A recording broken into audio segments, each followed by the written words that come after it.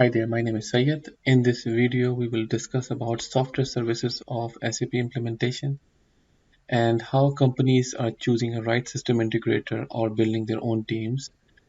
So when a system integrator come into the picture, they have their goal and target, how they're going to implement this. Their goal is to complete this project. Their goal is to uh, complete this in timeline. They had their goal is to follow this requirement and complete this. So they have their own plus and minuses and pros and cons onto that. And as compared to building your own team, so companies are getting benefited by building their own team, or it is a good idea. How it is going to impact this? That is so let's discuss and further into this video. First of all, we need to understand what is the goal of this project, how we are going to do this. We have a goal onto this project that we need to make uh, this product good for our business. Then it's meaningful toward the business instead of just we need to upgrade to the new software or new function or new dashboard or all or the everyone is doing this, we need to do this. So those kind of things are they're out there, and there are like discussions and pros and cons happen into company. So when this happen, many times goals are set, visions are set, and mission statements are made out. But what happened after that?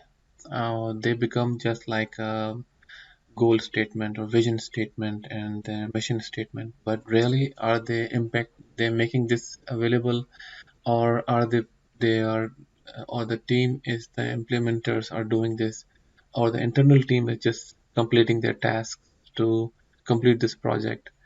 So those things impact the project very seriously. And are we just doing it just because of we have something to do and follow the project, or is really impacting the business? And how do we calculate this? Do you really need a ERP system, or do you just need to follow this sales pitch that we need to do this software or need to follow this software?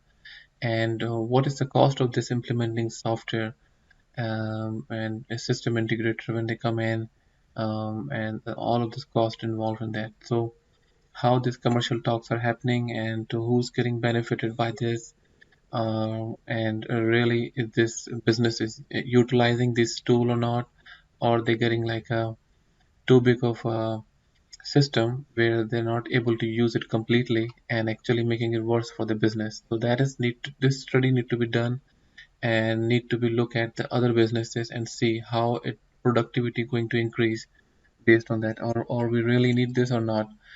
How CEO of a company are looking at this by tricks of the salesperson, that okay, when you need to take this advanced technology of this dashboards or this functions, our users are getting more easier to use these functions. Are their life is this making the business life easier, or is increasing the productivity, or it is making it much more worse for the business to handle this more complex system? So these questions need to be answered, need to be understood before the project. So and how do we do this? We need to have maybe good ROI onto the solution before we start the project, and see and compare other companies and how they are doing it. So are you sunsetting your old system, and why? Is this really need for that, or is your system is already doing the function?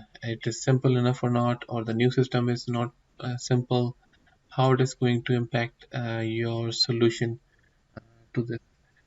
So I have written a book on this 12 powerful leadership and management skill, where this is basically focused on project productivity and management, where it will help into the how we can improve this leadership skill, and how to improve the project solutions onto that. And also you can contact me and check my other books on Amazon as well for the consultation, and the other books are available on Amazon to buy.